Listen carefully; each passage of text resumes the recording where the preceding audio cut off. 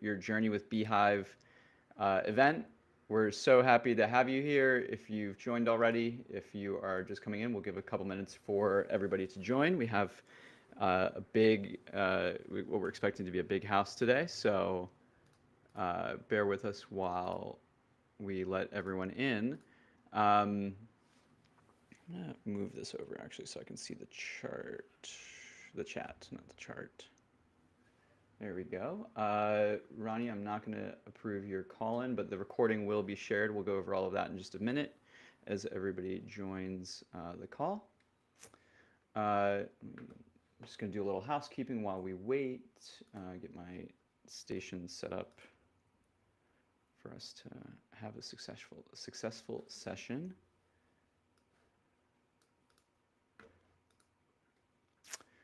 Cool. Pennsylvania, Connecticut, fantastic. Love to hear it.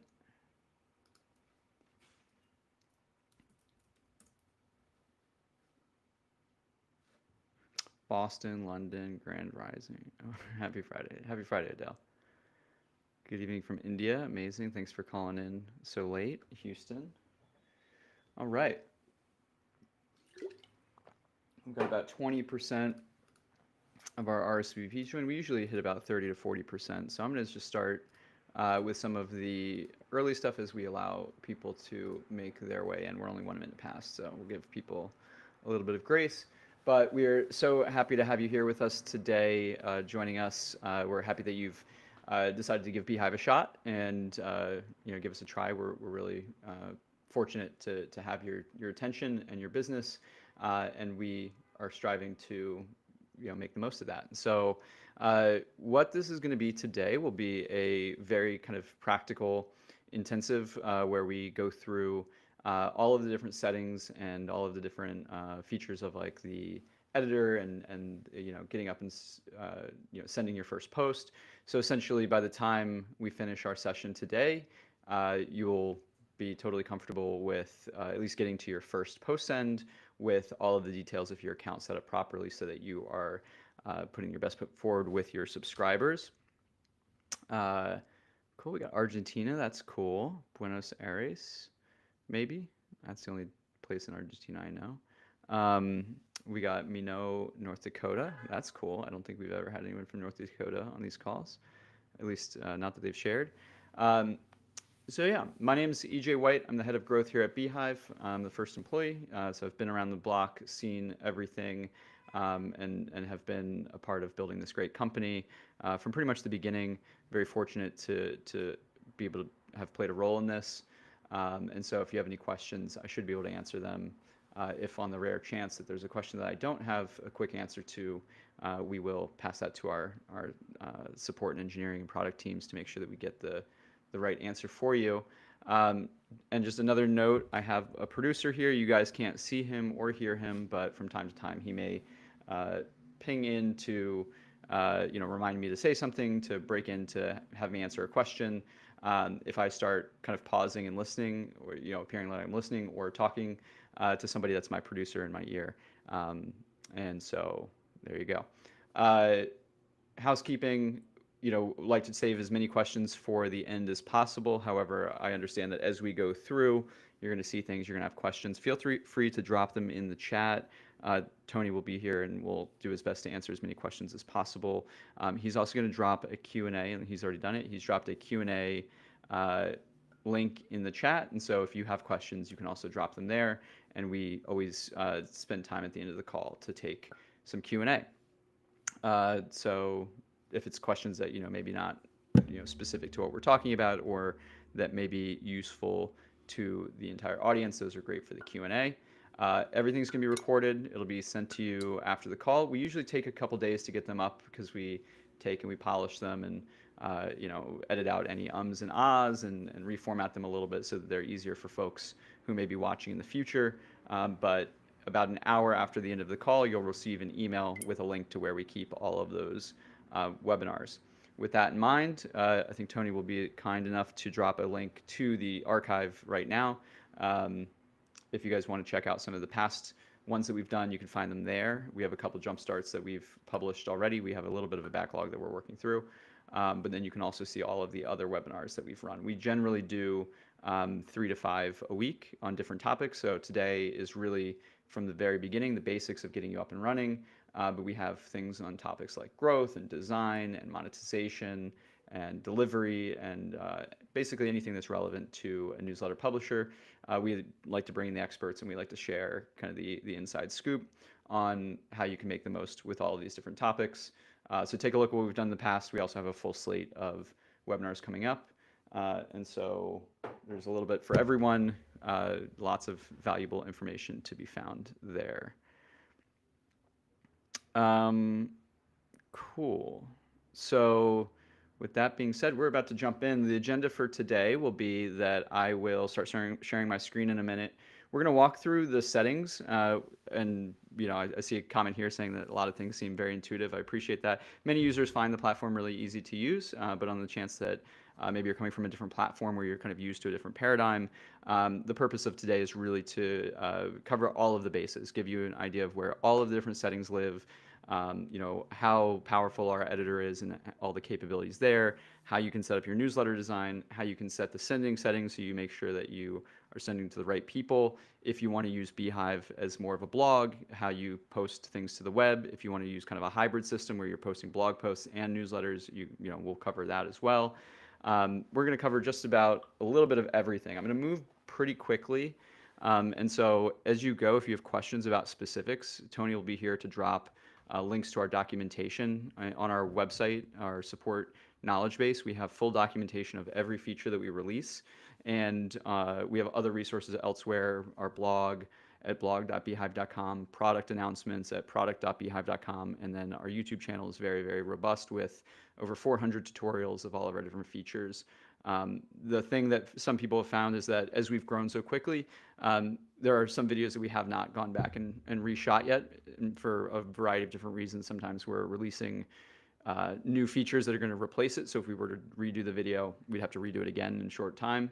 And that's the biggest one actually, but there's some other smaller reasons why we might do stuff. But anyway, those also have tutorials that go into the depth, that go into the weeds on specific features. And so I say all that to say the expectation for today should be a very high level overview, but very in the weeds on the specifics of how to use the platform. We won't be necessarily getting into more strategic things like how to grow your following, how to select your audience. Those are all things that we cover in some of our other webinars. This is meant to be a very, very practical session and kind of just give you the lay of the land, give you some orientation. I guess literally an orientation would be the best description of this session today. So that is to say, we're here to answer any questions, give you the answers that you may need, and get you started on the best foot possible. As I start sharing my screen, and I'm going to show you what kind of the end result of what this process might look like in just a second. I'd love if anybody who wants to share would share kind of where they are in their journey, whether you're migrating your newsletter, you're starting a new one, maybe you're just looking and just kind of considering starting a journey, you haven't done anything yet, and kind of within that, kind of what your goals are for your newsletter and how many subscribers you might have. So if you're just starting out but you want to start a side hustle, that'd be great. If you're an independent journalist and you're looking to kind of change the world and influence the narrative, we'd love to hear that. But it's great to hear what people are working on, and we can typically kind of customize and tailor the session based on our audience. Cool. So thank you, Sandra, for being the first to share. Starting a new one, no subscribers, that's perfect. We're the perfect platform. So just to give you an idea of where we're at, we are launching a full web builder. So like this kind of positioning in our market may change in the next couple months.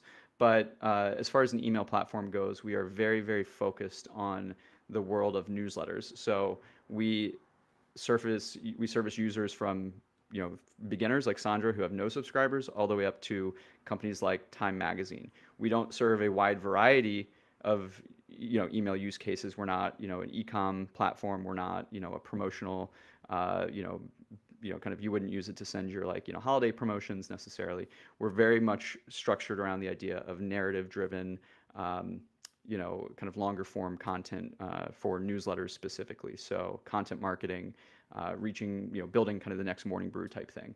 And so if that's your goal, whether you're just starting out or whether you're one of the biggest ones out there, we can serve you exceptionally well. But it's good to basically, we know exactly who we are and what we want to be. And so we like to kind of state that ahead of time, just in case, folks might be, uh, having a different idea. And if you do have a different idea, if you saw an ad and you might have gotten a different perspective on what we are, we'd love to hear that so we can, help out and kind of share kind of where those gaps might be and how we can serve you. Cool. We got Steve, who's just started writing a week ago, 17 subscribers. Great start. We're still running mine on LinkedIn. Launched about 9 months ago. Okay, 337 subscribers on LinkedIn. Okay, started. We'll hopefully get you unstuck. And then L, starting next month, currently 2 subscribers. Awesome. So we got some folks who are just starting out. That's going to be perfect. You're in the right place, and this is going to be very, very valuable. Perfect. So intros are done, housekeeping's done, agenda's done. We know who our audience is. We're ready to go. So I'm going to start sharing my screen, and the rest of this will be very much a screen share. So if you want to get your screen pulled up and you can follow along, side by side, or if you have multiple screens, you can do side by side. Usually it can be very, very helpful to follow along as you go. I will say, as new users, if you have not yet started the trial, if you haven't clicked the button, if you started on the launch plan, it will be valuable if you start that trial as you follow along, because all of the features that we're going to cover are not all of the features, but many of the features we're going to cover are included as part of that paid plan. That you'll have 30 days of completely free access to, no credit card needed to get started there. But we like to kind of give you a run through of everything that's possible so you make the most of that trial. That also includes some of the features that are not included on the trial, like our monetization tools. We don't include those on the trial just because we've had users who have had pretty negative experiences where they might have started testing out some monetization, and then they lose that access, and then they lose access to money that's in the platform, and then we have to figure out, and it's a very manual process to get that unwound. So we decided monetization features, they stay behind the paid plan so that you don't lose access halfway through. So I'll be covering those and how those work, so you can see kind of a peek behind the curtain, what you can expect, and maybe that will influence your decision when you finish your trial. Cool. All right, so this is a test publication that I have run on and off over the last year or so, called Vacation Voyeur. The positioning is that it is a newsletter focused very narrowly on the niche of ultra luxe boutique holiday and vacation experiences. So the idea being, like, let me go and research and find like literally the most expensive, opulent experiences that money can buy, and let me write about them. And hopefully that people who are either the people who are kind of window shopping and want to see that sort of thing, or maybe people who are world travelers will follow the newsletter, and we'll get started. My niche isn't super well defined in terms of demographics, as I'll cover in a minute, because I kind of run this just to kind of get an overview of so I can share with folks. But it is relatively well defined. It's very, very focused on that kind of high-end luxury experience.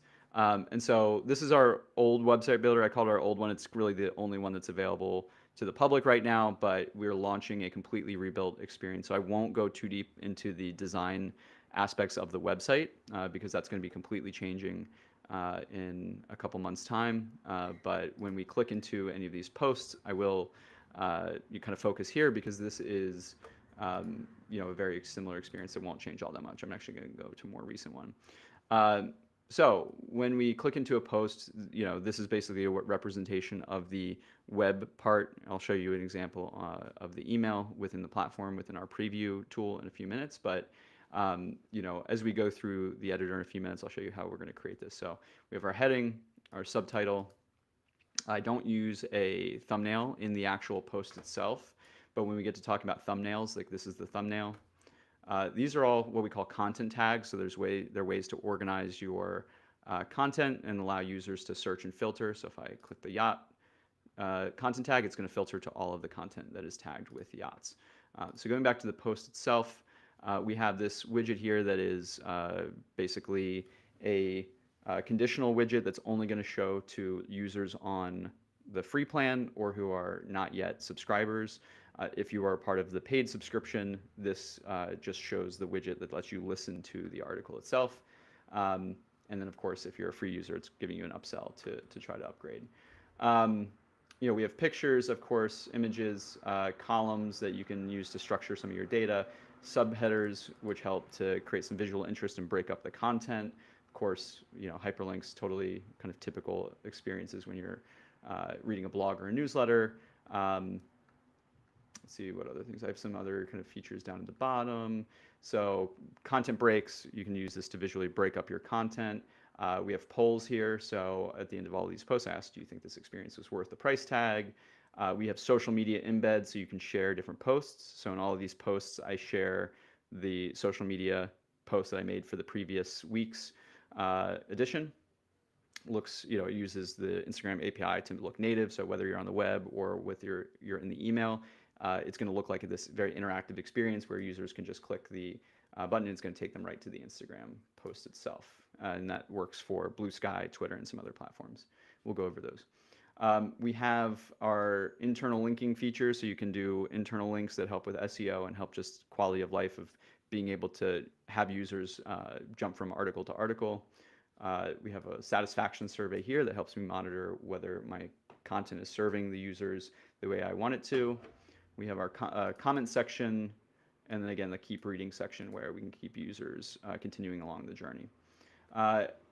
So with that being said, I will get into the actual platform itself, and we will start going through the settings. So that's just an idea of like what the kind of end state of what your newsletter can look like and can get to, and what we're going to be covering when we get to the editor portion. So to get started, we're going to start in the settings section, get you all set up, make sure that everything is covered, all the bases are covered from scratch. If you click in the bottom left corner of your screen, you'll see the settings. We have basically two categories of settings. We have workspace settings and we have publication settings.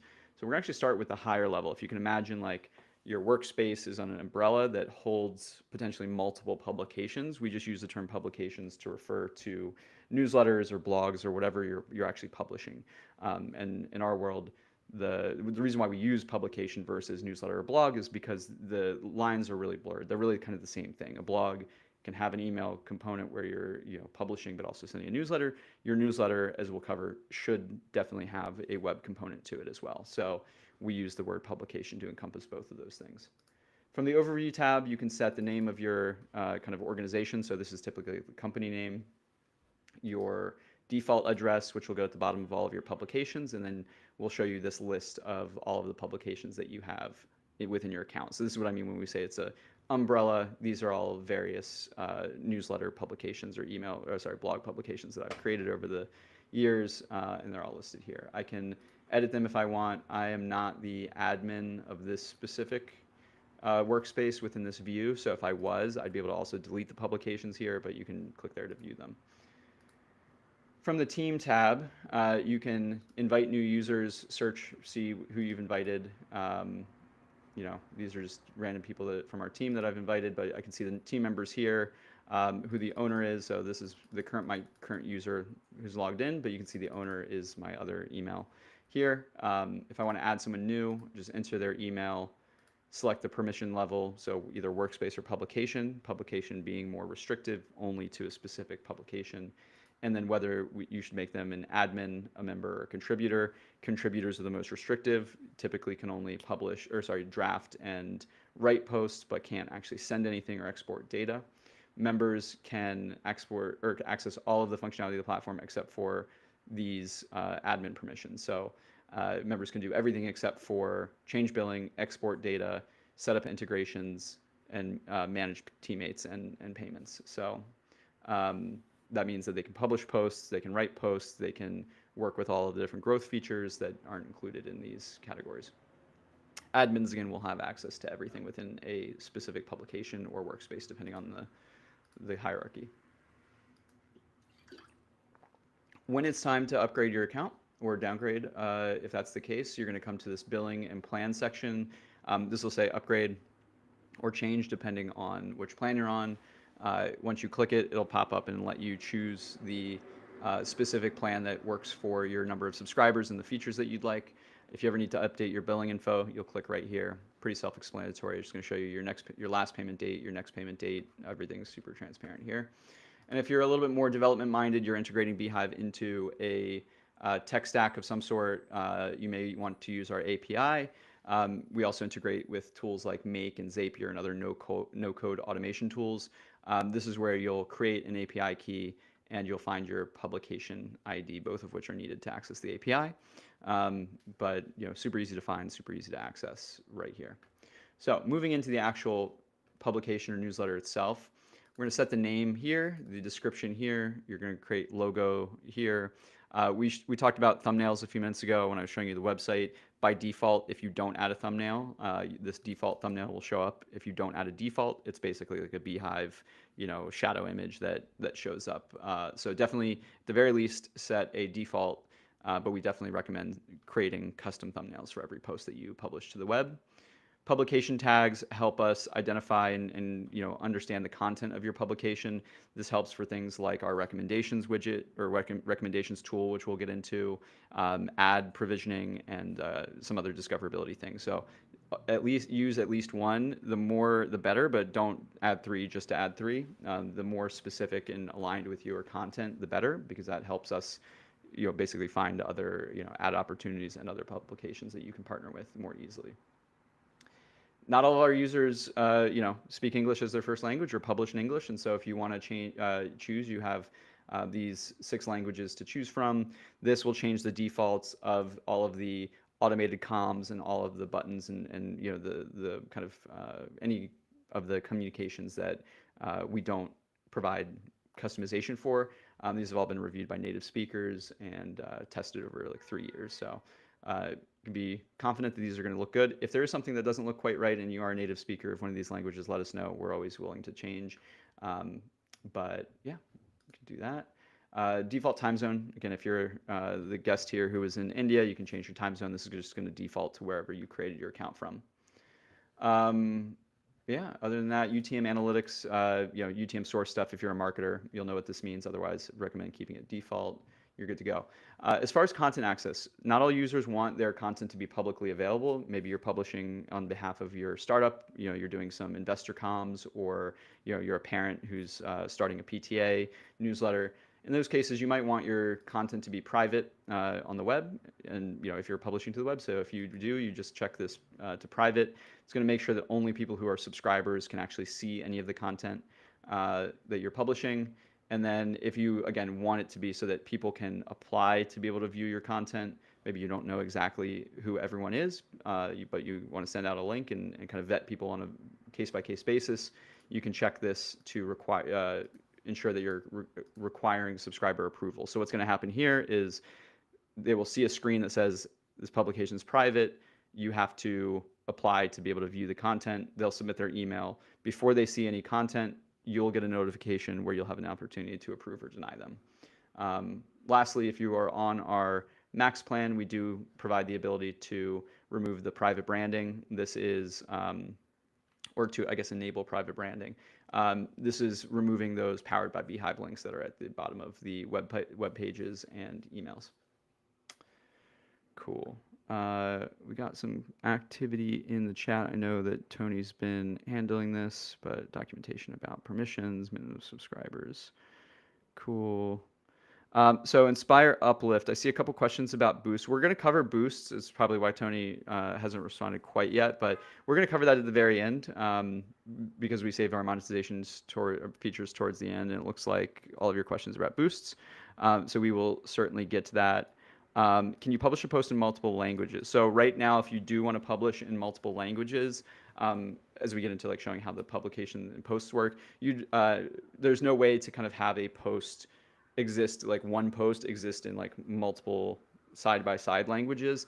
That's something that we have thought about or kind of considered with, powering using AI and basically, partnering like with the way that Google allows you to like publish the same content multiple times in different languages. We haven't done that quite yet because typically if somebody's publishing, it's like they're publishing in a specific language, not necessarily like English and Spanish in the same publication. It's kind of more of a a very, I would say, a very rare use case. Maybe a handful of people over our hundreds of thousands who have signed up have requested that. So it's something we'll probably get to eventually. But as we get in, as you may know, or if you follow beehiiv, we follow our customer feedback. We build only the features that users are kind of asking for and wanting. And so, while that's desired, we have a very robust roadmap that we're building to. And as we get more requests for that, that's we'll gain more precedence and priority. So cool. Moving to the second section, this is going to influence kind of the way that your emails show up in the user's inbox. So in this case, we have your sender name. This is when they open it in Apple Mail or Gmail. What it's going to look like as a sender. When they click reply, this is the address that the email will go to. By default, it's going to be the email that you signed up with. Footer details, if you do have a address or details in the footer that you want separate from the organization umbrella, you can set those here. And then we have a couple preset emails or like automated emails that go and get sent out for particular purposes.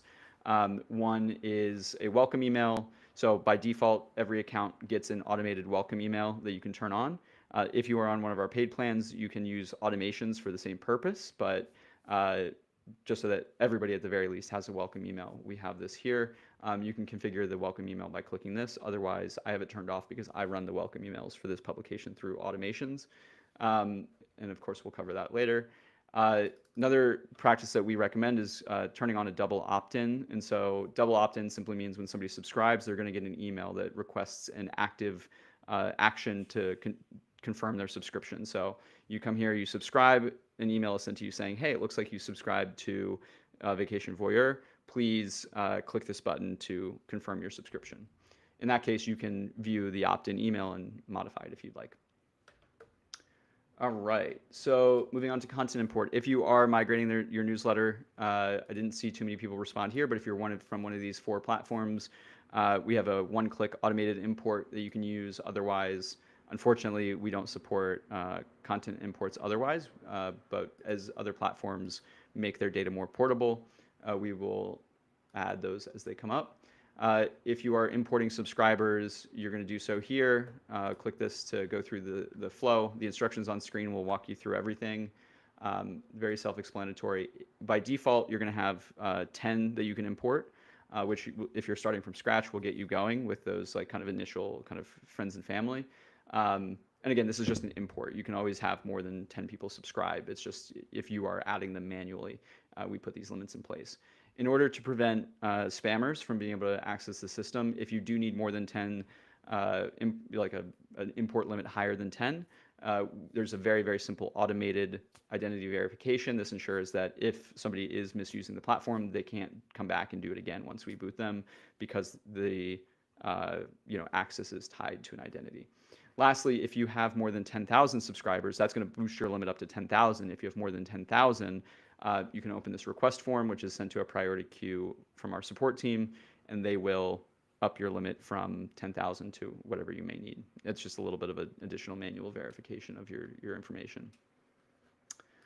If you ever decide that you want to take your data and go somewhere else, we are completely portable. We don't lock people in. We don't hold your data hostage. If you use our paid features, you run those entirely through your own owned Stripe account, so you can take that with you wherever you want. We don't create one for you, and then if you want to leave, say, hey, we still own this. You control everything, and that goes for your subscribers as well as your content. You can export absolutely all of your data. You can delete it all, whatever you want to do with it. Your data is yours. One of the biggest things people want to do is create a custom domain or add a custom domain to their account. I've already set one up here, but the instructions are very, very straightforward. This is one of the areas where we've done the absolute most like user experience testing and work because it's such a traditionally complicated experience and one of the ones that is most used. Once you decide on the custom domains that you want to add to your account, we walk you through the steps of setting those up, and then we actually have a tool that will automatically connect with your DNS provider and set all of like the technical things. So there's no going into your hosting provider like GoDaddy and copying over these big strings of letters and numbers that look very, code adjacent and are very confusing. You literally just log in using a single sign-on. So you just, verify with GoDaddy or Squarespace or whoever you're using, and then you click the sync button, and we will add the records that you need. If there is any issue here, we also have this very, our support team is very well versed in this. I think Tony might also drop the documentation here and can walk you through all of it. But yeah, if anybody has any questions, happy to take some of the questions about this here.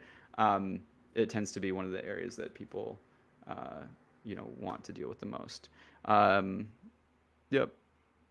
And Inspire Uplift, as I said before, we will address those questions. We will just wait till we get towards the boost section. I'm not going to change the flow of the presentation to tackle that early. Cool. Next up, if you're a developer, you may want to post data that's happening in beehiiv to other platforms. You can do so with webhooks. So, API and webhooks typically work together. The API is reaching into beehiiv from an external tool, like reaching in and pulling data out. Webhooks are data that originates in beehiiv being pushed to external platforms. And so an example would be if you wanted to, for example, run a sync of all of your subscribers from beehiiv to another tool, you would probably use the API to list all of your subscribers and bring them in. If you wanted to have a real-time sync between other platforms where when somebody subscribes to your beehiiv account, they get pushed in real time to this external platform, you would use webhooks for that real-time interaction. These also integrate fully with those no-code tools I mentioned, like Zapier and Make. And those tools have very straightforward directions that we've created on how to integrate them.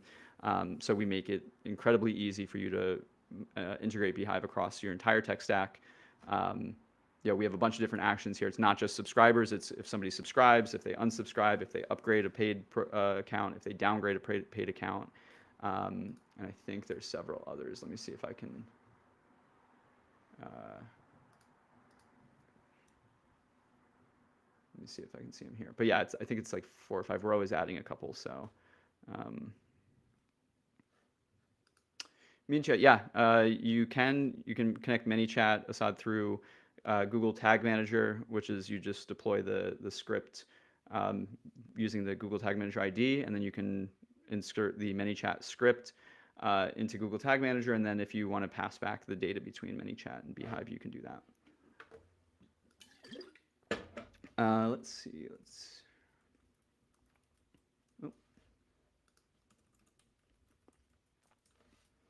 And then here, okay, cool. So these are all the different subscription types.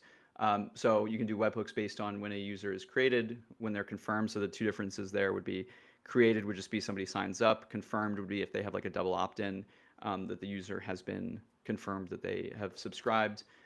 When their subscription is removed or deleted, if you delete users from your account, when their subscription is upgraded to a premium plan, if they downgrade from a premium plan, when you create a specific tier in your beehiiv account. So we have tiered systems of you can create like a bronze, silver, gold tier within your paid program. When you delete a tier, this is super helpful. Like if you're running your some sort of paid program or subscription community through beehiiv, you can integrate with other tools out there to basically say, hey, cool, in Slack or in Discord, this user has gold access, so they should have access to, or we now have a gold tier, so users can join the gold tier with it, whatever. Post sent, so this is when somebody sends a post, or you send a post to your users, and then when somebody responds to a survey. So lots of different ways that you can use these to trigger actions outside of beehiiv. Cool. Payment accounts, once you are using our paid features and you connect your Stripe accounts, this is where you're going to manage the details of your Stripe accounts if you need to disconnect them and reconnect them. And then we have 2 different ways in which you can use RSS feeds. One, every account you can turn on an RSS feed, which allows your subscribers to get the content that you're publishing in an RSS reader. We also, for our Max users, have the ability to ingest RSS feeds and automatically populate content into a post so that you can either draft your content more quickly or automate that post creation. Awesome. So that gets us through the features. I've been taking questions as they go. So if you have any more, definitely drop them in and we'll move forward. I want to cover, before we get into the we'll go through the dashboard, and then we'll get into the writing experience, and we'll get into the publishing experience, and we'll go through all the different features here. So our dashboard shows us, based on these timeframes, active subscribers, open rate, click-through rate, basic metrics here. We keep track of the different ways in which the beehiiv growth tools influence your growth. So you can see the beehiiv impact very, very clearly right here. If you go into your audience tab, you can see your growth of subscribers over time, where they came from. If you're being referred to by other websites or users, that will show up here. Engagement is going to show your top posts, so you can see a quick view of how your different content posts have performed. And lastly, if you're using the monetization features, again, boosts, paid subscriptions, and ads will show up here. At the very top, so we already went through settings. At the top, we have our Share and Earn tab. This is how you access our partner program. We have a very, very robust partner program. We'll split revenue 50-50 with any customers that you refer our way. So once you start using beehiiv, once you love it, it's an extra way to make some money. Our wallet, so when you start using some of the paid features, this is like the wallet experience where you can see kind of funds coming in and out. And then lastly, we have our help section, which is going to show you all of the different resources if you run into trouble. Just a bunch of different ways in which you can find what you need in terms of resources to get started. If you want to view your website, the live version, the little globe button up here is going to take you there. And then if you want to change the personal settings on your account, great, come on, go away. There we go. You can click, we have this notifications tab. This is going to let you know about things around your account when you have ad opportunities and things like that. And then if you want to change any information about your account, you can do that here. So personal info is going to let you set your profile information. Account security is changing your password and stuff like that. Turn on and off notifications. And again, log out, and these are all pretty self-explanatory. I will say one of the things that some new users run into is if you hit this view site and you haven't yet published a post, you're going to automatically be redirected to this subscribe page. This is because, and this, let me read it first, is not going to be here. This is just because it's a really poor user experience for potential people to come to your site and then just see like the empty archive and no data. So if you keep getting redirected here and you're not sure why the just plain website won't show up, it's just because you haven't published a post yet. When you publish a post, it shows up and you'll see the post in your archive, and users will be able to view this page.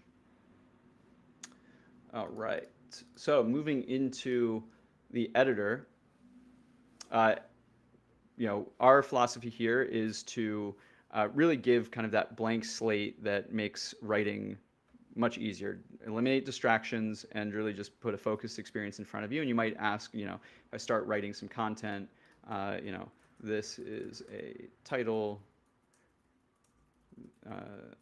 this is a subtitle, and then this is some content. You might say, okay, well, where is the styling?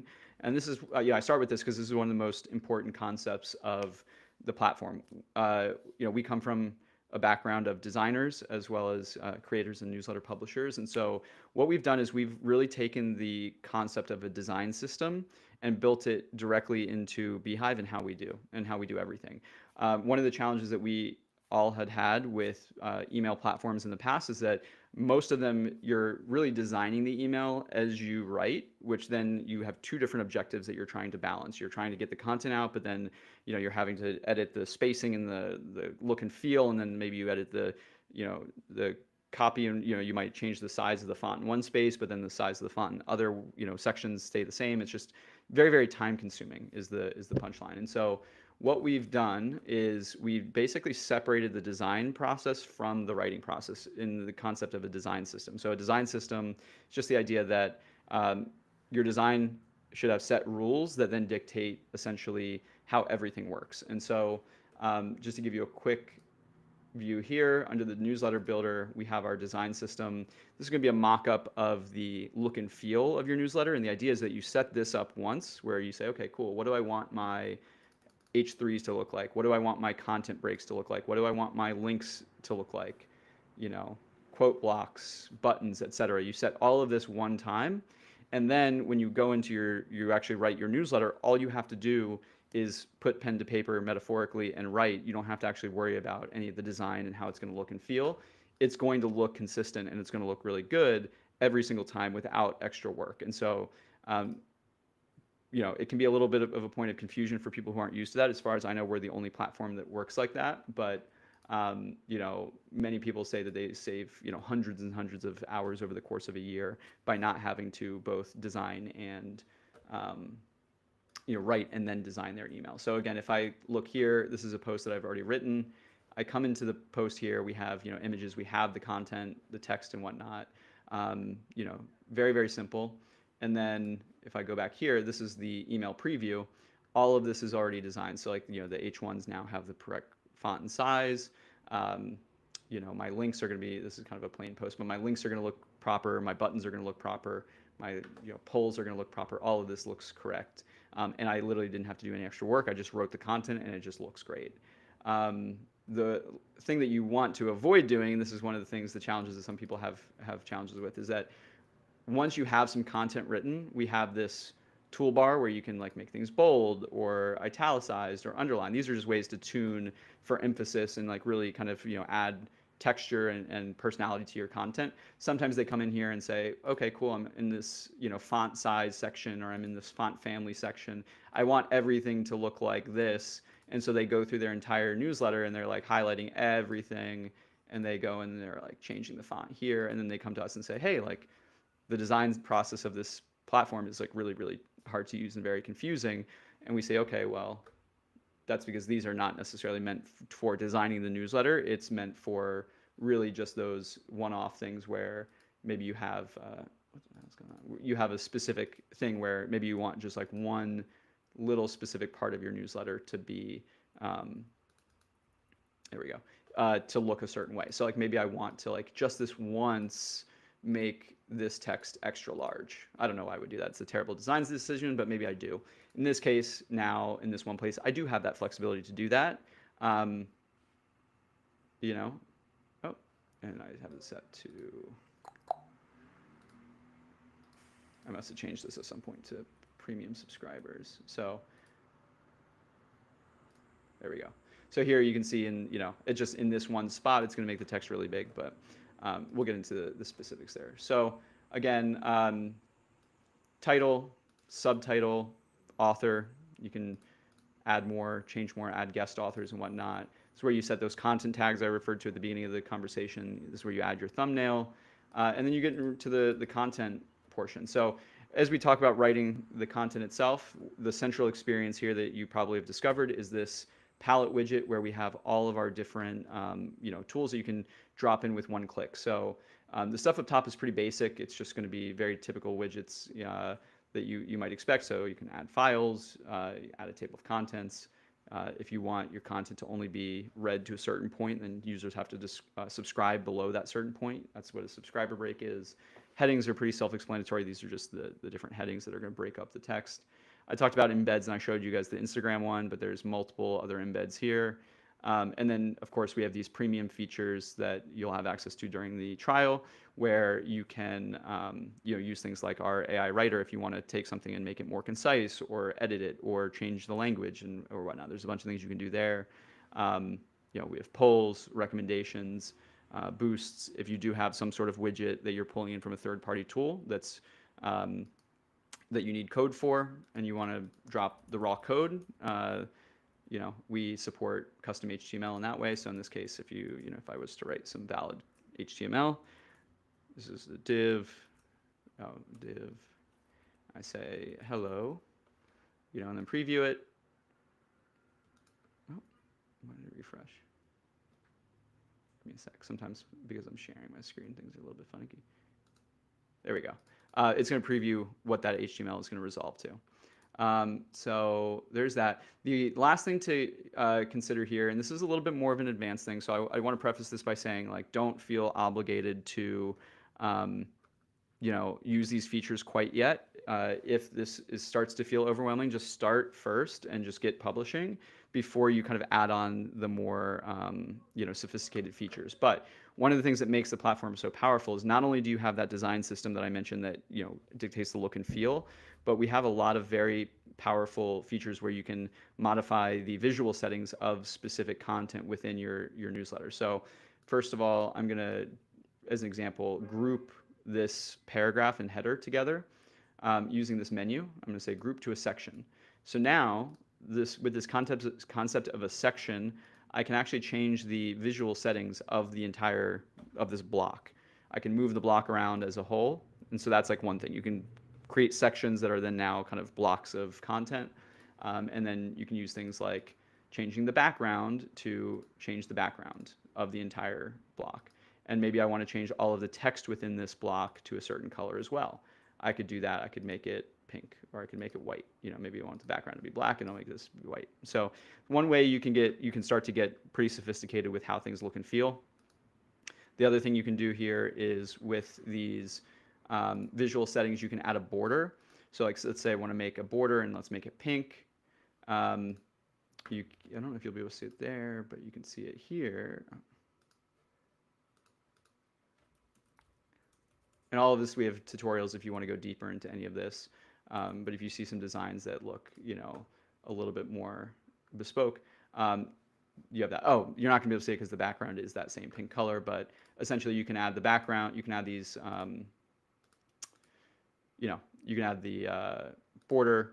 One thing that people sometimes don't catch on to is that if you click on these icons, you can actually change the border of each side, so you can have some in top and bottom.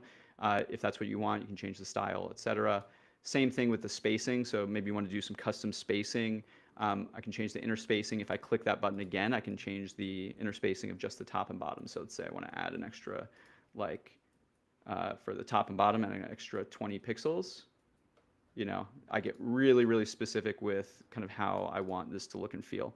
So that is to say, in today's kind of iteration of our platform, haven't come across a design in the last like at least 12 months that we haven't been able to replicate pixel for pixel, either from other platforms or from a design, if you have a design mocked up by a designer.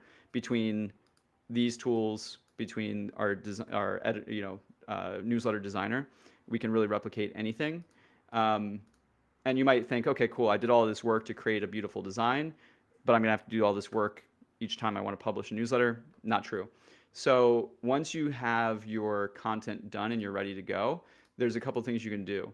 So one, if we hit the save button, it's going to save a template. And so this way, when you go to write a new post, there's two ways you can start writing. One is going to be from a blank draft, which is that blank slate. The other is from a template. And so once you save a template, you can start a brand new post from that starting point, and it's going to save all of those different settings. So once you have a template or an outline, you can save that and then just start from that point every time. And so you start to really get very, very efficient with this workflow and really just focusing on the content itself. Aside from that, I mentioned our backlink tool earlier. This is how you're going to do that. So if I click into this section, I just want to get to the next. I want to get out of it. Cool. If I do these square brackets, it's going to open up my list of different past posts. If I click one of them, I now have this link. I can click it. I can edit it, change the text itself and whatnot, and that's going to be inserted as a link. But now I can see it in this menu over here.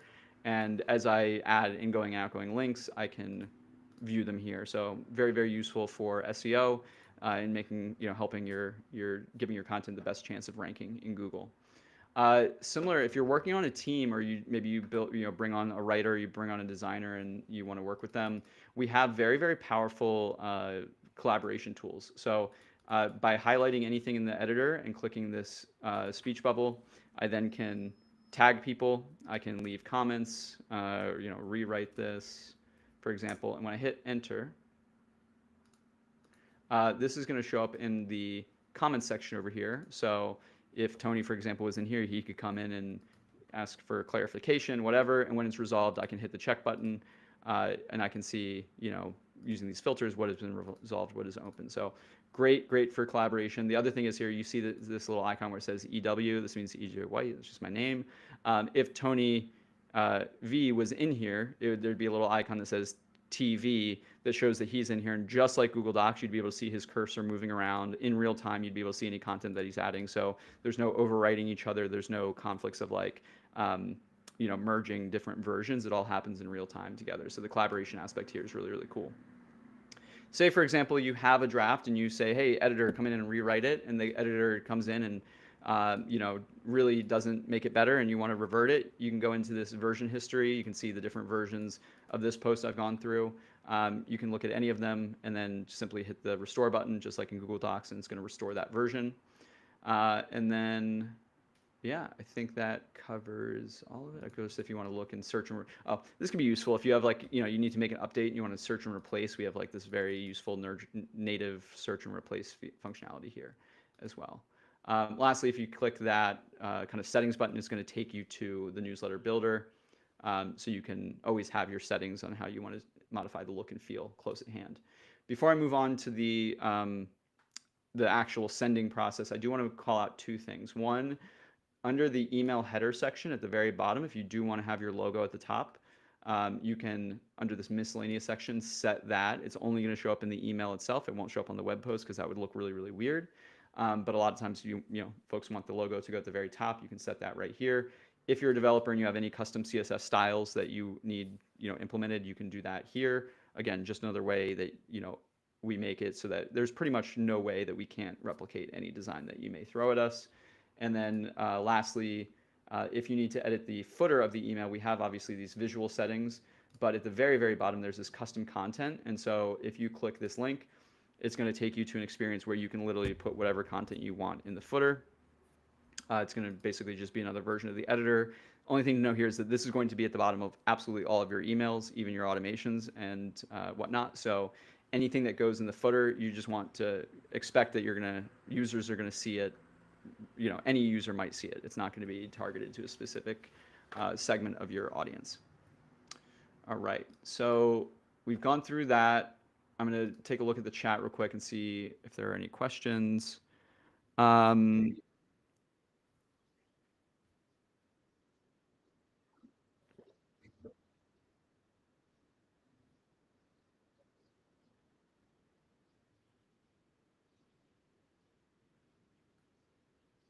Mhm.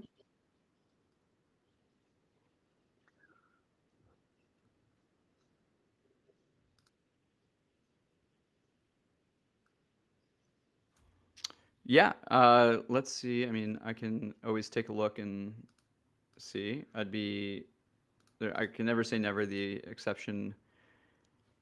Uh, oh, this is really cool. This is a really nice design.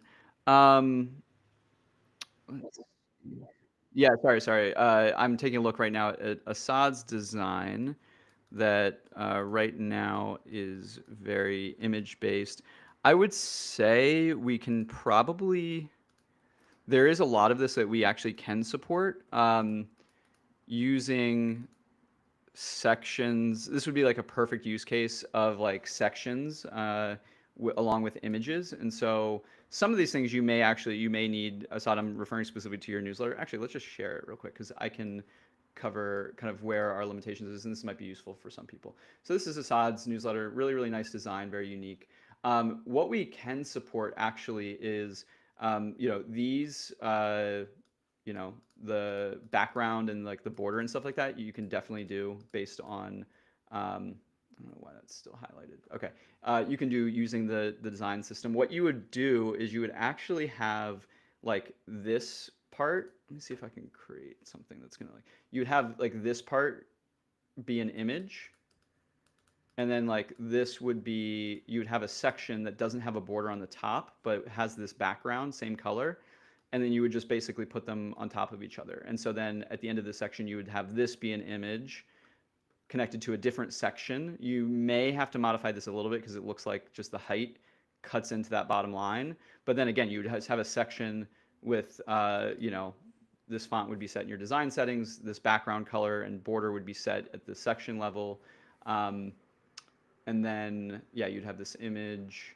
This might be a little bit tougher because this looks like you'd have to have a section, but yeah, these dots right here, this would be a little bit tough. This would be because you're having, I'm thinking through like you'd have to have a section, you'd have to have columns within a section.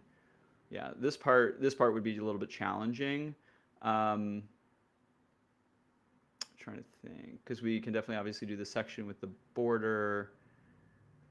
A lot of times when people have stuff like this where it's just like a header that's like maybe a little bit more complicated, they'll use just if it's like the same content with every send, they'll just make this into an image and like use the header as just the image. Like that's what, if anybody sees Tyler Dank, our CEO, his newsletter, like his section titles are the same, and so he'll just use images there with like the dynamic text beneath with a format. The thing you could do here is if you had the HTML, you can also always just drop this part in as HTML and using the HTML snippet that I just mentioned within a section and be able to achieve that. This would be something that you'd probably want to reach out to our support team with, and our solutions team is really good at this. Again, you could definitely do this part as well, using images with sections. A little bit more of an advanced use case, but we could definitely do this. I'm like, as I think through it, I think this would be the only one, is if you had like we just need we just need to create some HTML around this, and then you'd be able to do this within code to make it a little bit more lightweight.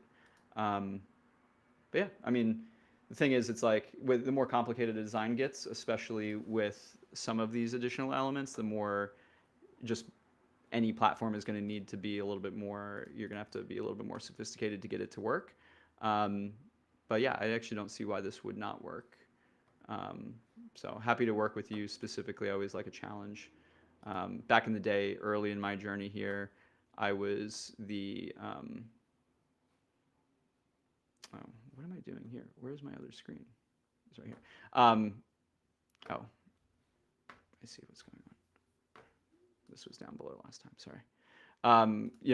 Being here from day one, it was my job very often to basically be that support person who would jump in with clients and make it work. So, but yeah, so again, like I said, my email is ej@beehiiv.com. I love the challenge. And, when we say there might be some limitations, for us, that becomes a goal, because our goal is to have you be able to create with absolutely no limitation. So, when we see things where it's like, okay, that's interesting, our response is to not say, hey, go change your design. Our response is, hey, how can our platform be flexible enough to support that design? And if it's not, then that's something that we want to take to heart, and we want it to be. We never want like the design. We never want to limit our creators from a design perspective, because of course that's what makes your content special. So definitely reach out. I'm sure we can make it work. I'm very confident that we could come up with a solution there. So moving from there, really appreciate that real-time example, and I hope most folks don't mind that we took that little kind of detour, but it's a perfect example of how you can basically layer on these different things to make some really cool stuff happen in beehiiv. Once we have your post written, we're going to hit this next button, which is going to start off the flow where we're going to modify the settings to get ready to send. So in this case, audience, you can set who you want to send it to. So if you want to send it to everybody via only email, you would select all of these for email. So this is going to send to all of your paid subscribers and all of your free subscribers, and then specifically all of the specific tiers. I have a premium tier. In this case, it would not send to any web subscribers.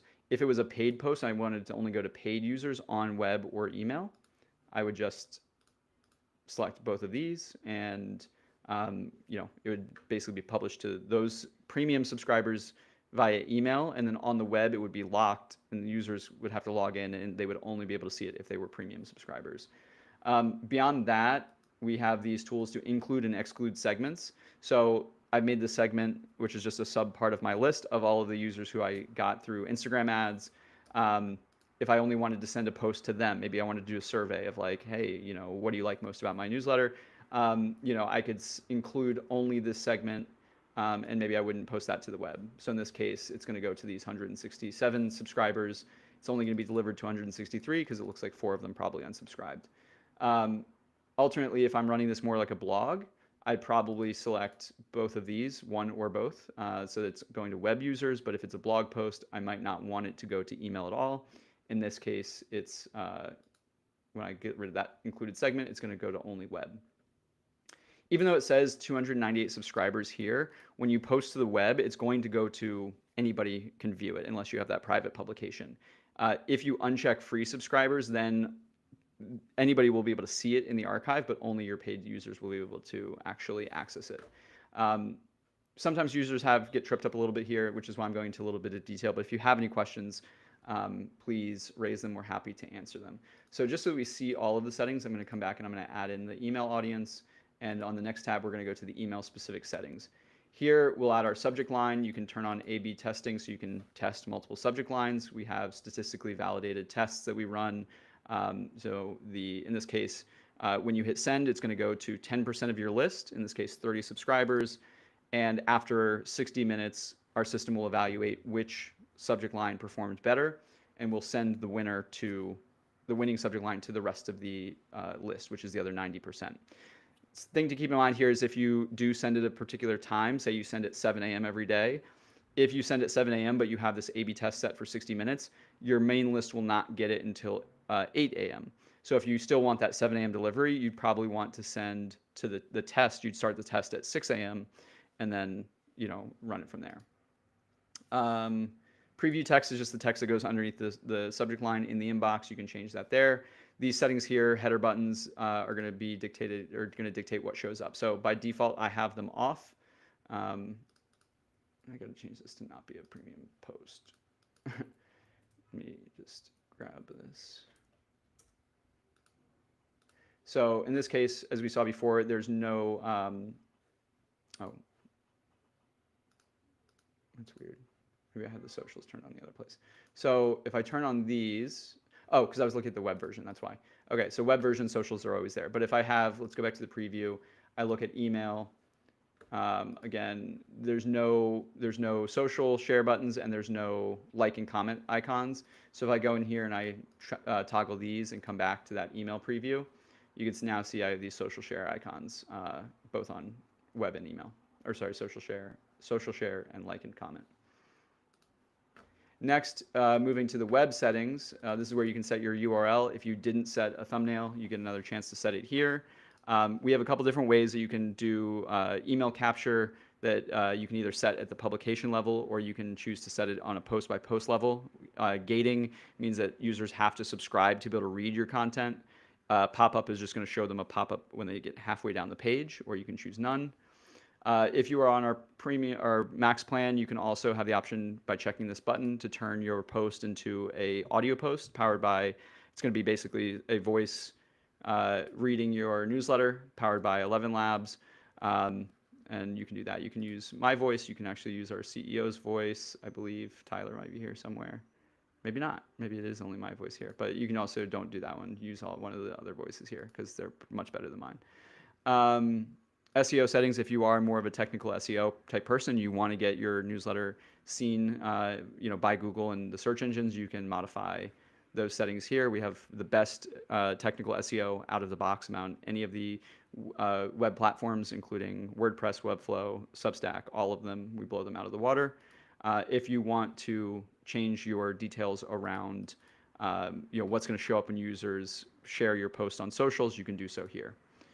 So once you set all those web and email settings, you're going to move to the review portion. This is where you're going to get that final chance to check on your settings before you hit send.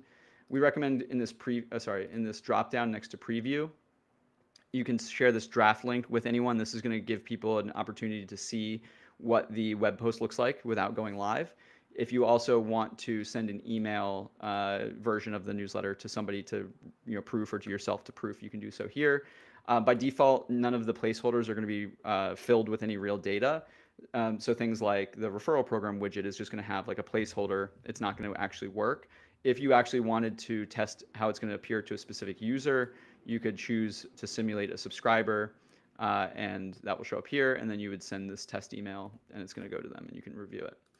Once you're ready to go, you can hit schedule. This is going to take you to the screen where you can either schedule for a later time or publish now. If I hit publish now, we're going to publish now. If I can schedule later, you can click on this calendar to set a time and date in the future.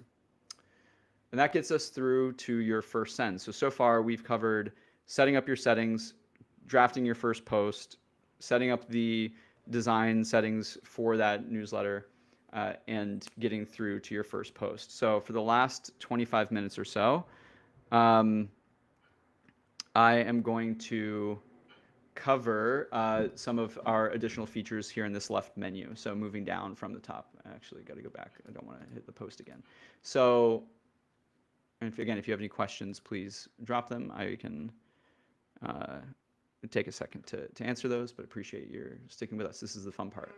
So under the audience tab, we have these different settings. If I click on the subscribers button, it's going to take me to my subscribers list. And so right now I'm just filtering by mine. You can filter using these settings or by entering a partial of a user's email address. By default, we show the status, any tags that they may be tagged with, the subscription tier they're part of, so either free or premium or whatever tier you have in your paid program, the date they subscribed upon, and how they came into your system. In this case, they came in through my beehiiv website, and the source and medium were direct none. This is a more of a marketing term, but it's just going to be able to show where your growth is coming from. And of course, their email. Active just means subscribed. Inactive means unsubscribed. Pending means that they either haven't answered the double opt-in yet, or you have to approve them. So if I click into this subscriber, I'm going to see a bunch of data about them. I'm going to see, as soon as this loads, all of like the sending history of every interaction they've had with my posts and emails, their personal information that I've either collected through custom fields, or not. This always takes a little long because my bandwidth with streaming the video, but here we go. So I can see how many emails I've delivered to them, the metrics. These are all of the post details. This should load a little bit more quickly, but usually this is pretty snappy when you do it locally. It's just that I'm streaming multiple video streams over Wi-Fi in pretty high definition. Come on. Let's see if force reloading it will come out. Anyway, when this does load, we'll see that history of all the posts that have been sent, in this case to myself. And then in the left menu, we have a bunch of data about the users themselves. Come on now. Let's like close some of these. Oh no.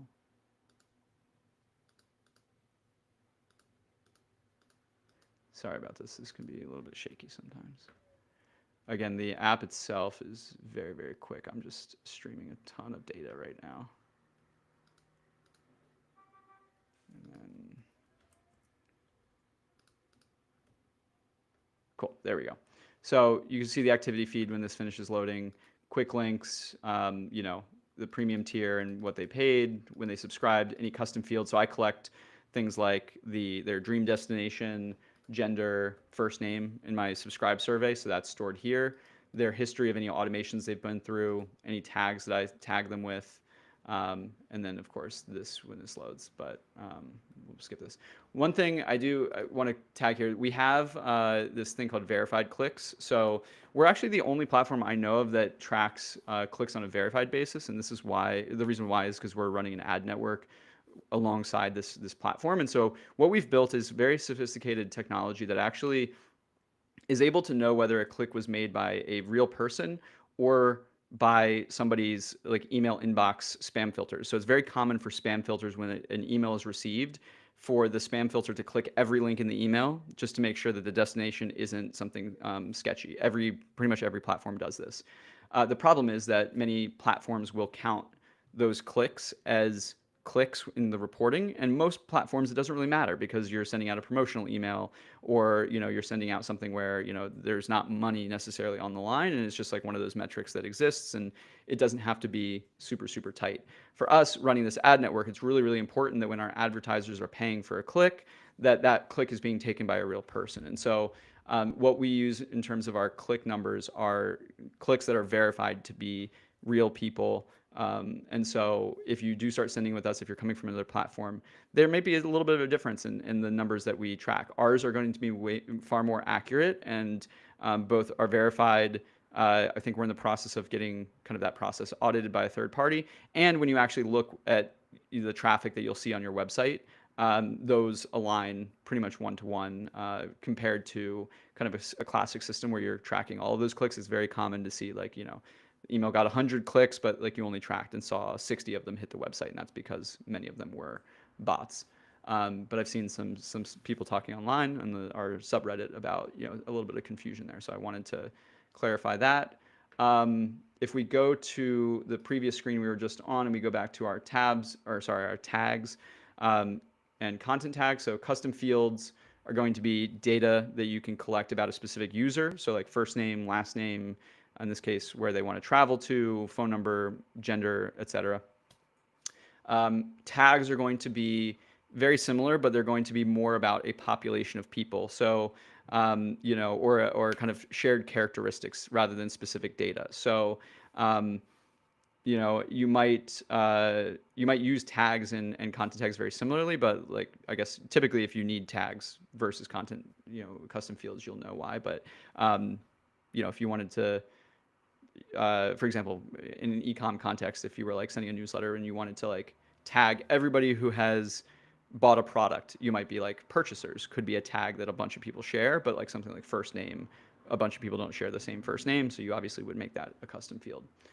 Again, this is a little bit more sophisticated. I usually don't go into the details here, but if you're sending something like a daily newsletter and you want to give your users preferences to like scale back to like only receiving once weekly, or you have any other preferences that you're trying to set, Preferences Center can handle that for you. And from there, we'll go to the next one, which is segments. So by default, we have like our architecture is centered around the idea of like a central list, just one list per newsletter. But segments help you kind of divide your list and create those sub-segments that you may want to track for analytics purposes, or because you want to send specific emails to specific populations of users. In this case, I created these segments around accidentally duplicated. I created these segments around my paid subscribers, and I'm doing that using the criteria of UTM medium and UTM source equals CPC and Instagram. And that's going to basically be the criteria for this segment. We have an pretty much any characteristic that we're collecting or any way they can interact with your newsletter can be used to create a segment. And so I'm not going to go into all the details because there's literally like infinite combinations. I think Tony will drop the documentation and maybe a video to our segmentations tutorial, but pretty much if you have any desire to like segment your list in any way, you can do that with segmentation. As I said before, automations is an easy way, is like I'd say kind of the more powerful way to create like a welcome series, but beyond a welcome series, you can really make any kind of custom journey with automations, whether it's a post-purchase flow, if you did want to have some sort of like digital product that you're selling through beehiiv, you can do some sort of, obviously a welcome series after someone upgrades. We have an incredible number of triggers that you can use, whether it's upgrade, downgrade, subscribe, unsubscribe. You can even incorporate beehiiv with your entire tech stack using our API to automations feature. So if I go into here, this is a welcome series. You can see here the trigger is when somebody signs up, it's going to kick off this automation. We're going to send them this email, and then we're going to wait 3 days, and then we're going to send them another email, and then we're going to have some sort of time delay, and then we're going to split that group based on some sort of action that they've taken, or maybe an action they haven't taken, and then we can continue that journey here. But the kind of world of possibilities is quite infinite. Within each of these steps, if you want to you can filter based on any of the criteria that we include in our segmentation. So like you can filter, you can split on pretty much any data possible. Again, this is very similar to like when we talk about like being able to replicate any kind of interaction. If there's any type of automation that you're running on an existing platform, we can pretty much replicate anything. And if we can't, we definitely want to hear from you because we will build whatever we're missing. But this is something that's really become more powerful in the past, let's say about a year or so. I think a year ago, automations was candidly a little bit one of our weak spots, and now it's certainly become one of our stronger points. And we can really stand toe-to-toe with pretty much any platform. Going back to the main section, under our polls, we mentioned polls earlier. I have the satisfaction poll that I include in every email. So we create the poll with the answers, and then with that widget palette, we drop the poll into every message, and then I can see the responses that people have used. This is kind of a sleeper feature. It's one of my favorites. If I click the share results button, and then, for example, I were to jump over to X, and then just paste it, it's going to give me this great like Wordle style share. So with that said, there's like a bunch of different ways you can use polls. One is for creating unique social content. You can collect feedback. Obviously, if I know that I get generally positive feedback and I get a bunch of negative feedback on a certain post, I'm going to know that I did something different that I'm going to want to investigate and can improve my process there. A lot of times, like if people want to know, hey, what type of content do you want to read about? They might have a poll that gives you answers, so it helps you refine your content.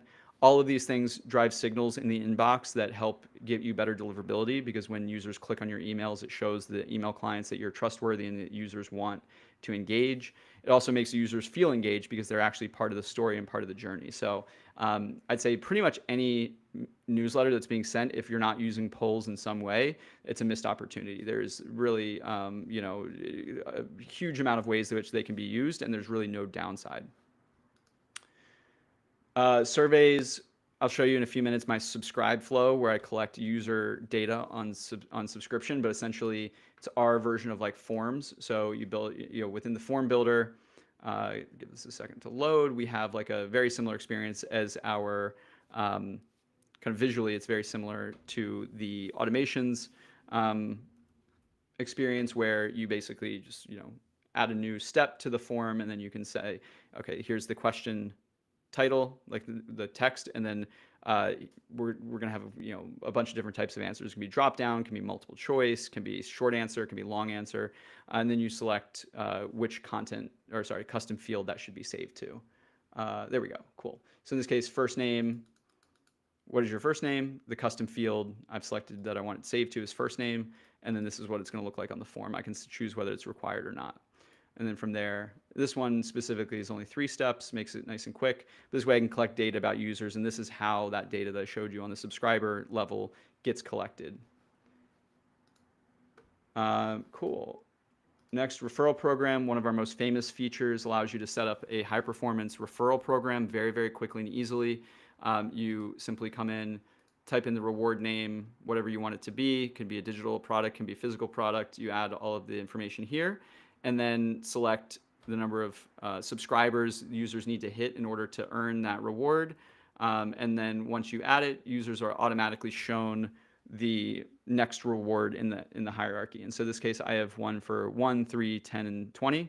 So users will automatically be given a message when I add the referral widget to say, hey, you have 0 referrals. You are 1 away from earning 1 year vacation voyeur for free. You have 1 referral. You are 2 away from earning a sticker, and so forth. We have, the breakdown in performance. We have a great leaderboard, as well as, the impact of that performance on your newsletter. So super powerful way to grow. Once you kind of hit that critical mass and you're scaling, can be a great way to just add free growth. And speaking of free growth, recommendations, very, very, again, another popular feature for organic kind of cross collaboration. In this case, you basically can look through our gallery of different publications. You can choose whichever ones that you want to recommend. I've chosen these. We show you how many subscribers you've recommended to those users, and of course, we also show if whoever's recommending you, how many they've recommended to you. Like I said, the operative word here is organic. We have a sponsored kind of corollary to this feature, and that's what Boosts is, and we'll get into that in a minute.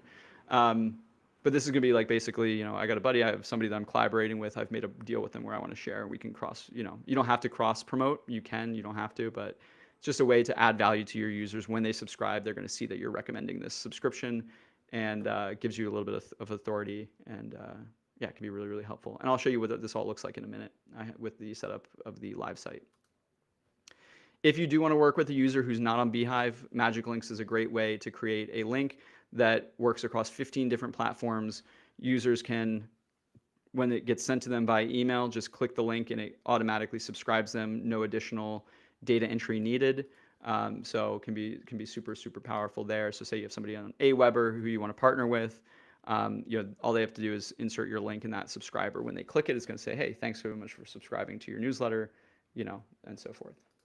So mentioned Boost a second ago. Before I get into specific monetization features, I do want to cover these analytics features. I'm going to cover the subscribe flow to show you what a subscriber can look like with recommendations, boosts, paid subscription, and kind of the whole nine yards, the subscriber survey and so forth. And then we'll get into question and answer.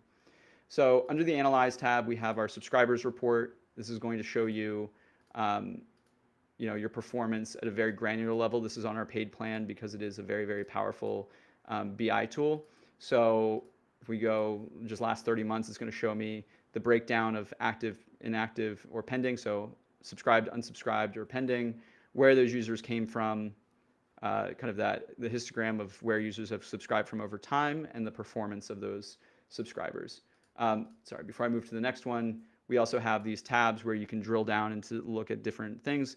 These are the types of views that traditional newsletter platforms, one, don't have. We by far have the most robust and in-depth analytics, but two, when Tyler, our CEO, was working at Morning Brew, these are the types of views and the type of data architecture that they spent literally hundreds of thousands of dollars to build pipelines around that we build into every platform here. So, our whole thesis as a company is, if you were this massive newsletter publisher, you might be building all of these different features and tools internally with your own team.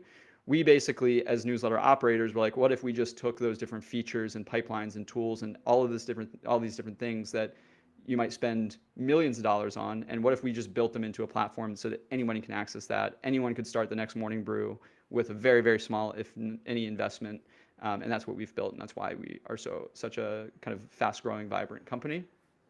But maybe you should start with that in the future. Anyway, you can see your performance by all of your different sources, and then we have a couple cohort analysis tabs. I'm not going to show you because they're not very impressive because I haven't been publishing lately, but the deeper you want to get, we literally have all of the data you could use. Post report shows you your performance of your individual posts. So it's the last 30 months. I'm going to show you kind of delivery rates, open rates, going to break down the different clicks and URLs and how your performance is working in terms of site visits, email deliveries, and so forth. And then lastly, if you're working with advertisers, this clicks report can be really helpful. We strip out all of like the UTM parameters and anything that might create a unique URL and basically show you the top URLs that people are clicking. And so in this case, the top URL that people click is my upgrade page, but this can be used for reporting to advertisers. So before I go into those last monetization features, I'm going to jump to the Vacation Voyeur website. I'm going to enter my email address, and then we're going to hit submit. So upon submission, if I was a net new subscriber, somebody who was a stranger, I'm going to get this modal. So this is going to show my organic recommendations down here because there's no sponsored badge. And then it's going to show my sponsored recommendations or my boosts up top here. If I was a net new subscriber and I checked these sponsors have said that they're willing to pay me $1 per subscriber that I send their way. And so that's a way for me to monetize very easily. So in this case, if they were both paying $1 and I became a active, engaged follower of their newsletter, I would get paid as the publisher $2 for referring a user. These organic ones would just be free, and that's kind of altruistic. I can select all, I can select none. By default, they're opted out. This leads to better engagement and better quality. It's one of kind of the key differentiators. A lot of our competitors will automatically check them all, which then leads to users reporting spam, unsubscribing, and basically might add a little bit of free growth and faster growth, but it's very, very low quality growth that usually comes back to bite people. So I'm going to not subscribe because I've already subscribed to most of these. I'm going to say maybe later. The next step in that subscribe flow is going to take me to the welcome survey where I'm going to enter the name. I'm going to enter my gender. For advertising purposes, I ask this, and then dream vacation, let's say Maldives. After the survey, so now that's going to be saved as custom fields on my profile. I can use those custom fields in my newsletter. From there, it's going to now offer me the opportunity to upgrade to the premium version of the newsletter. You can save 20% by doing the yearly or just do a month-to-month for $2. In this case, I'm going to say no thanks. And the final step is I've turned this on to show the other newsletters that I operate so I can kind of cross-pollinate my other publications. So I run another test publication I've set up here as like a fashion one, but I'm going to say, no thanks. But of course, if a user wants to subscribe to your other ones, it's a little bit of free growth that way. After that, I could redirect them to any page I want. In this case, I just redirect them back to the home page. And so you can kind of see how each of those experiences work. So now you've kind of seen how boosts work on the consumer side. As a publisher, if I want to monetize my newsletter with boosts, I would go to monetize and boosts. And from here, I can actually go into this area to explore the different offers that exist. I can sort, I can filter. We actually, I believe, are just launching some brand new experiences. Tony, did that product update go out already, or is that going out next week? The new boost features. Yeah, it went out already. So we just made a bunch of updates to how this works in terms of like how you can sort and filter.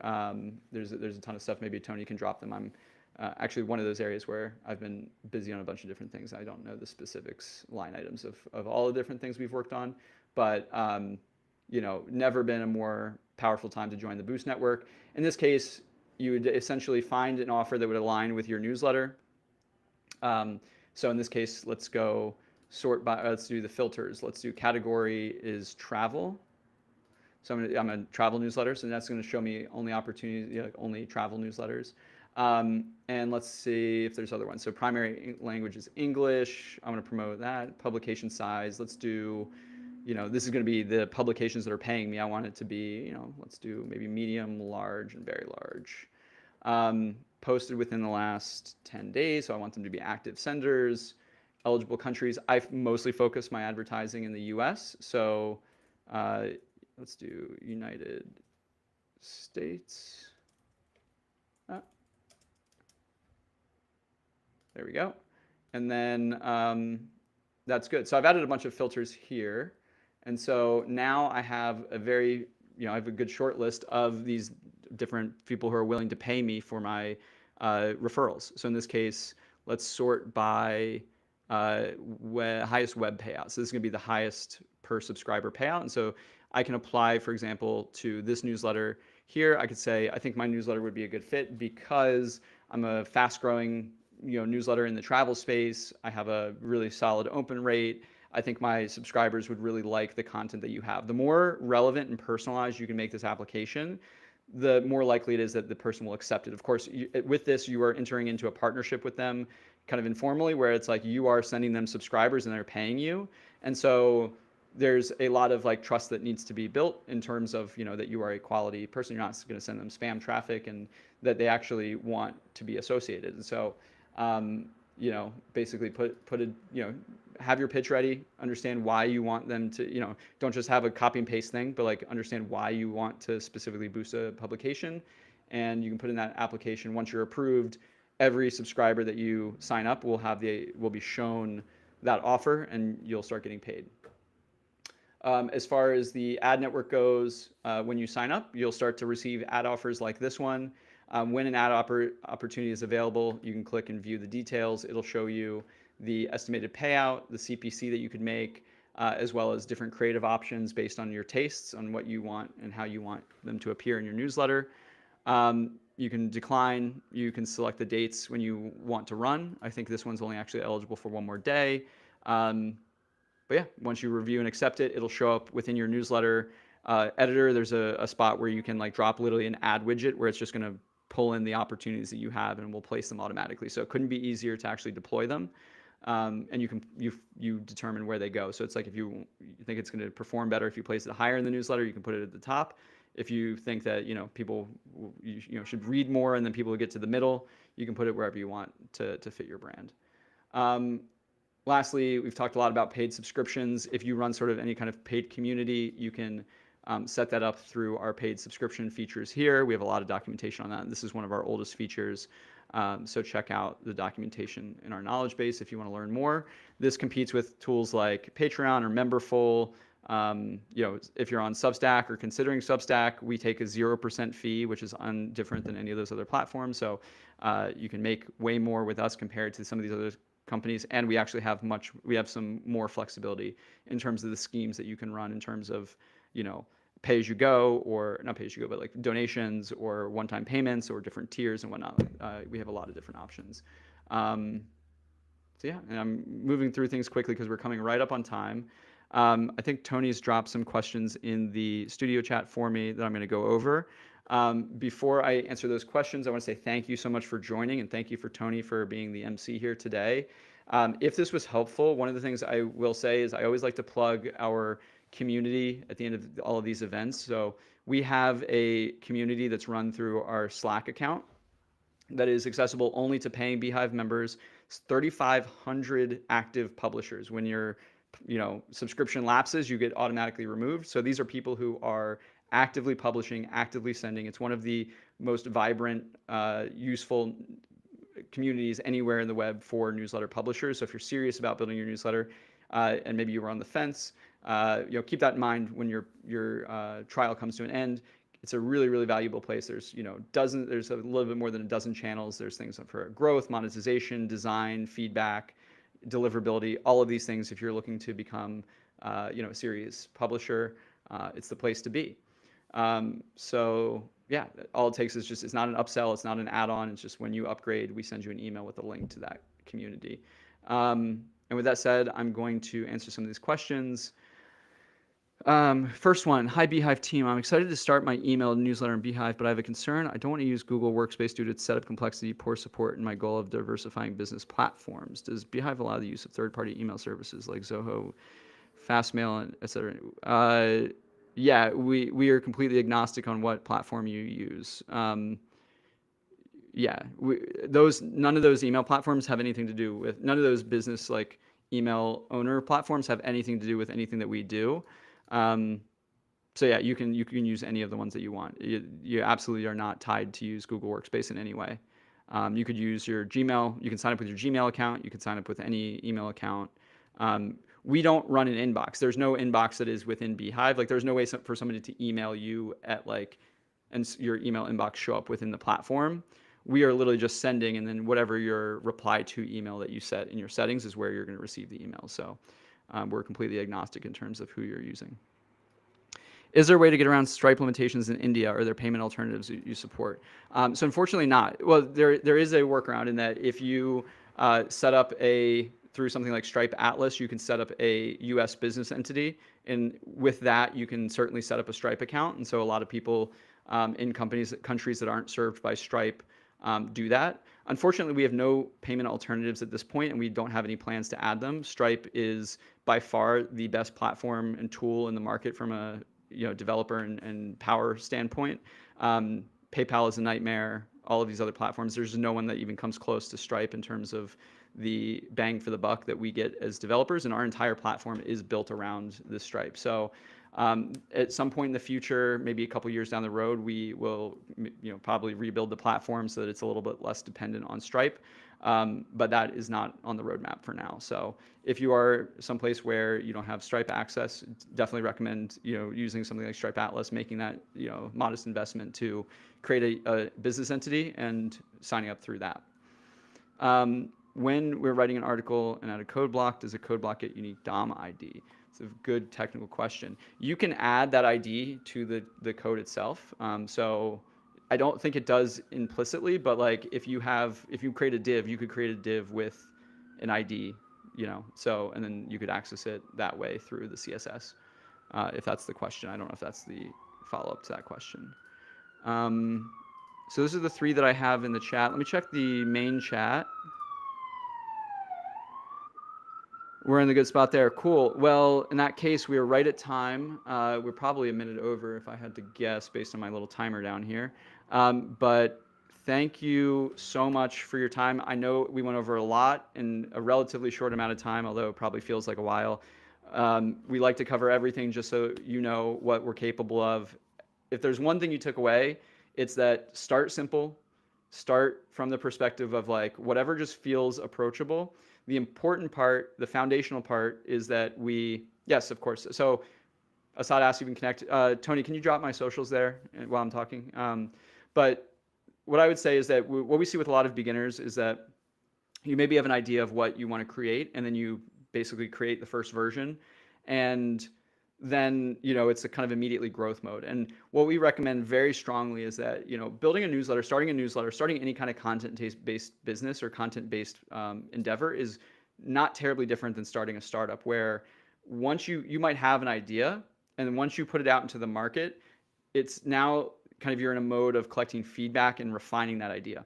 And so we cover this in all of our other new webinars a little bit more in depth. But like when you're first starting out, the only job that you have or the only objective is to find that what we call content market fit.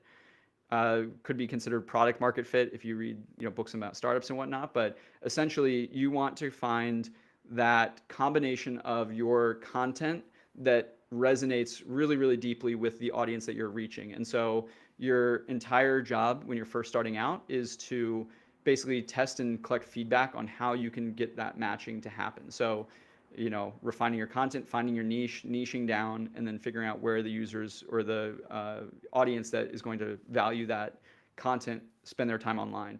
You will know that you've kind of hit that, you've found that fit when people start sharing your content without you having to really ask them.